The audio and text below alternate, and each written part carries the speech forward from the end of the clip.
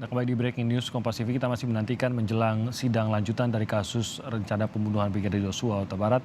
Dan kita masih bersama dua orang narasumber, ada Pak Herman Umar, penasihat hukum dari Ricky Rizal, dan juga ada Kang Asep Iwan Iriawan. Kang Asep, pertanyaan saya tadi, Kang Asep, apakah memang apapun tuntutan terhadap Ricky Rizal dan Kuat Maruf ini memang harus terbukti dulu bahwa betul ada perencanaan. Sementara kita tahu bahwa kubu Ferdy Sambo dan Putri Chandrawati ini mencoba untuk menggambarkan bahwa tidak ada perencanaan dalam pembunuhan terhadap Yosua Huta Barat.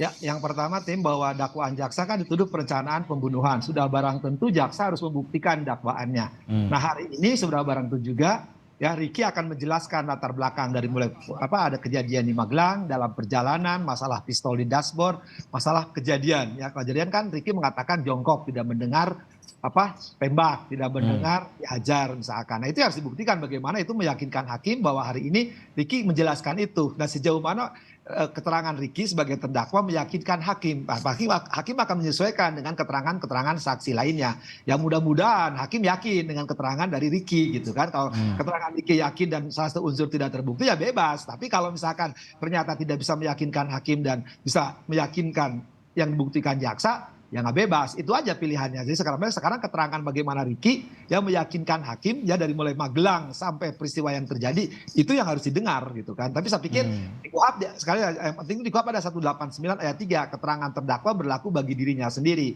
Tapi kalau misalkan terdakwa bisa meyakinkan hakim ya masuk tuh barang. Dan itu harus dari kronologi detailnya begitu ya Kang Asep, paling tidak untuk kasus ini Anda lihat. Ya iyalah, semua itu kan dakwaannya 340 ya, misalkan 340 atau 338. Nah, itu kan harus diuraikan satu persatu. Nah, sekarang karena Ricky ini didakwa ya sekali lagi turut serta. Nah, bagaimana turut serta ini ya sekali lagi kalau dari pihaknya Pak Herman maupun sekarang Kuat Maruf meyakinkan hakim bahwa mereka tidak ikut turut serta dengan alasan bla bla bla bla itu kan. Nah, sementara hakim kan nama jaksa selama pemeriksaan sudah punya keterangan saksi satu sama lain. Nah, apakah yang didengar nanti keterangan saksi satu sama lain yang bersesuaian atau keterangan Ricky ya bersesuaian dengan saksi satu yang lainnya, tinggal itu nanti hakim menilainya. Oke. Nah, kalau dari Pak Herman, apakah memang di luar perencanaan maka Anda meyakini bahwa klien Anda bisa digambarkan tidak ikut serta karena sekali lagi tidak menarik pelatuk juga, tidak menyediakan senjatanya begitu. Apakah tidak ikut serta juga selain di luar ikut dalam perencanaan?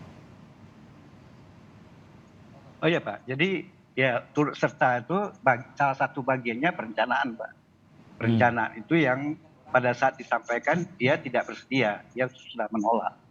Nah, andai kata tindakan atau perbuatan dia yang lain, asumsi, kemudian kenapa dia tidak menyampaikan di chat, itu secara psikologi sesuatu hal yang tidak sederhana, tapi di luar niatnya, di luar keinginannya untuk supaya si misalnya Joshua ditembak gitu. Jadi di luar itu Pak. Jadi kita punya keyakinan tinggal ini was-was saja antara benar nggak sih di mata hakim atau di mata penuntut umum. Kalau di mata kita sih karena kita sering komunikasi ya tentu yakin bahwa dia tidak ada sedikit pun niat untuk menghilangkan nyawa atau mendukung atau membantu sampai hilangnya nyawa saudara almarhum, kira begitulah intinya gitu.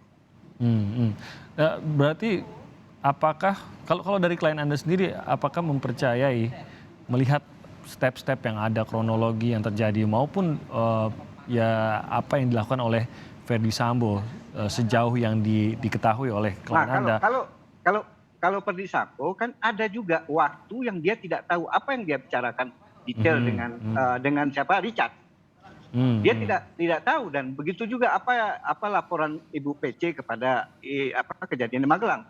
Dan dia tidak tahu kejadian di Magelang pun antisipasi dia tidak pernah diminta bantu oleh Ibu PC ataupun komunikasi dengan si Ferdy Sambo, tidak ada sampai akhirnya dia mendengar setelah dia dipanggil sampai di Saguling berapa saat sama dia atas dia baru mendengar ada pelecehan, ada ini segala macam. Kemudian apapun yang diminta Sambo pun juga dia udah tolak.